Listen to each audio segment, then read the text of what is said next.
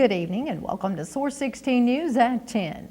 New this hour, area residents and community leaders gathered together this afternoon to kick off a community parade through downtown Hopkinsville to celebrate Christian County High School State Basketball Championship. Following the parade, a community pep rally was held at the school's gymnasium where CCHS Principal Kathy Johnson spoke highly of the players. All of our seniors are going on, okay? They're going to a college beyond high school, so they have plans, they have commitments. And they've been recognized for their athletic abilities on this court, but they would have never been recognized on this court because they wouldn't have the opportunity on this court if each and every one of them had not performed in the classroom. In addition, Christian County Judge Executive Steve Tribble and Hopkinsville Mayor Dan Kemp proclaimed today as CCHS State Basketball Champions Day in Christian County. And we know that these high goals that have been set by the basketball team and achieving those goals and that hard work, perseverance, and discipline that it takes to be a winner, we know that carries over into life, it carries over into the classroom. And thanks to generous donations from the community, each player will be given a championship ring. Sad news out of Fort Campbell today. 6 101st Airborne Division soldiers were killed Tuesday by small arms fire in Afghanistan. Officials say the following soldiers were killed: 29-year-old Staff Sergeant Brian Burgess of Texas, 20-year-old Private First Class Dustin Feldhouse of Arizona, 28-year-old Sergeant First Class Ofrin Arikega of Florida, 26-year-old Staff Sergeant Frank Adamski of Connecticut, 23-year-old Private Jeremy Faulkner of Georgia, and 23-year-old Specialist Jameson Linskog of California. Major General John Campbell held a video conference with reporters earlier today from Afghanistan to talk about the 6 casualties. I want to really express my sincere condolences to the families of 6 Screaming Eagle soldiers who lost their lives during offensive operations in Kunar province earlier this week. Our thoughts and prayers are with their families. They gave their last full measure, standing shoulder to shoulder alongside our Afghan counterparts. They're in an offensive operation where they significantly disrupted the enemy activity in that area. This is in the Kunar province again. This was a large battalion-sized mission involving U.S. forces, ANA forces, Afghan Border Patrol forces. An Afghan soldier was also killed. Campbell also spoke about the details of the operation. This was a planned operation, a part of our spring campaign plan. We knew this area had a number of insurgents in there. That's why we were targeting this area to disrupt the insurgents there. But this was a planned operation. We knew that we would get a fight in there. We do expect that the enemy, over the course of the spring, will try to surge back. As we've talked before, we believe that we've done some significant damage to the insurgents in Regional Command East over the last 10 months or so. The soldiers were all assigned to Fort Campbell's 2nd Battalion, 327th Infantry Regiment, Bastogne Brigade. A deadly crash just south of Murray this morning claimed the life of a Callaway County woman when her SUV was hit by a semi. According to Kentucky State Police, 46-year-old Tammy Lusk of Almo was transported from the wreck scene to Murray-Callaway County Hospital where she was pronounced deceased.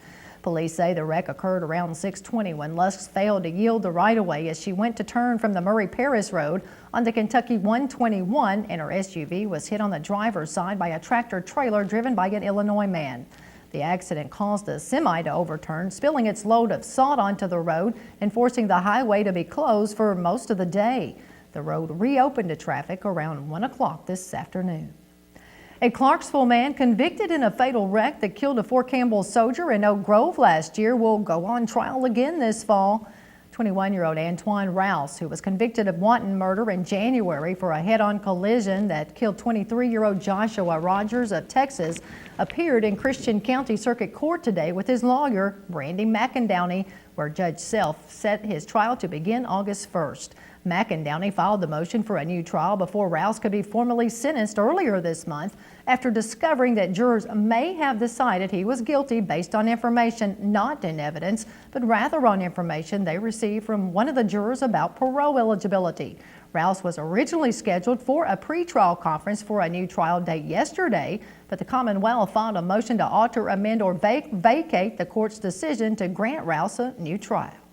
We brought all those folks in here, it's impossible to get a straight answer from each one of them, I think, now, today, about how they would have voted or how they did vote. They'd be happy, I'm sure, to say how the deliberations went, but I think we can get 12 different versions or something close to that. And some of those are going to favor the defense. The first two clearly do. Rogers was killed in February 2010 after Rouse hit his car head-on at Kentucky 115, the Pembroke Oak Grove Road. In addition to murder, jurors previously convicted Rouse of driving under the influence and leaving the scene of an accident. A Clarksville jury has found 2 Nashville men guilty in the shooting death of a Fort Campbell soldier. A jury found Montez Hall and Frank Beasley guilty of 1 count of facilitation of second-degree murder of 25-year-old Sergeant Brian Hasty, 3 counts of facilitation of criminal attempt to commit second-degree murder, and 3 counts of facilitation of unlawful employment of a firearm during or in an attempt to commit a dangerous offense. Both were originally charged with first-degree murder, 3 counts of attempted murder, and 3 counts of possession of a firearm in commission of a felony. Their trial began Monday with 2 other defendants, Kenneth Deshaun Hatch and Samuel Dwayne Majors, but their cases were severed and will be tried at a later date. Hall was charged with the murder of Hasty after being identified as the alleged shooter, while Beasley is believed to have driven the getaway car where the gun was found. A sentencing hearing will be held on May 18th. 9 of 17 defendants that entered into plea deals with the U.S. Attorney's Office in a crack cocaine distribution ring in and around Christian County are being sentenced this week in federal court. Chief District Court Judge Thomas Russell sentenced Marvin A. Creek Perry Red and Rex Whitlock to 120 months imprisonment each, followed by 5 years supervised release. Amanda Bush was sentenced to 240 months imprisonment with 10 years supervised release. Anthony Hester, 180 months imprisonment with 5 years supervised release. Alvin Quarles, 150 months imprisonment with 5 years supervised release. And Donald Williams was sentenced to 96 months imprisonment with 5 years supervised release. Lartavius Banks and Corey Gray each were sentenced to 60 months imprisonment with 3 years supervised release. The remaining defendants are expected to be sentenced April 27th and 28th. 3 Christian County residents were previously convicted by a federal jury on January 18th in Paducah on charges of conspiracy to distribute 50 grams or more of crack cocaine. James Dunbar and Rodney Moore face a mandatory sentence of life behind bars without the possibility of parole, while Dwayne Joseph faces a mandatory sentence of 20 years to life behind bars without the possibility of parole. Evidence presented at trial showed that between June 27th and June 29th in Christian County and elsewhere, the total amount of crack cocaine distributed was in excess of 100 kilograms.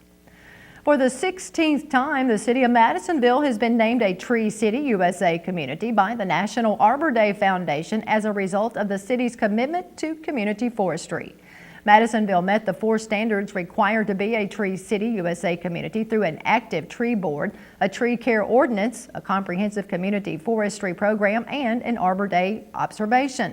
Madisonville's Community Development Director Darren Jordan says this recognition by the National Arbor Day Foundation is a nice honor and underscores the important work of Park Superintendent Chris Taylor and the park staff, elected officials, and volunteers of the Madisonville Tree Board undertake in planning and caring for the community's forest.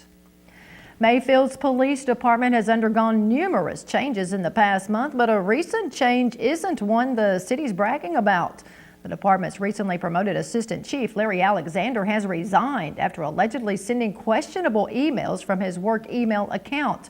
According to reports, Alexander allegedly used the city's email account to contact a woman with messages of a questionable personal nature on March 18th.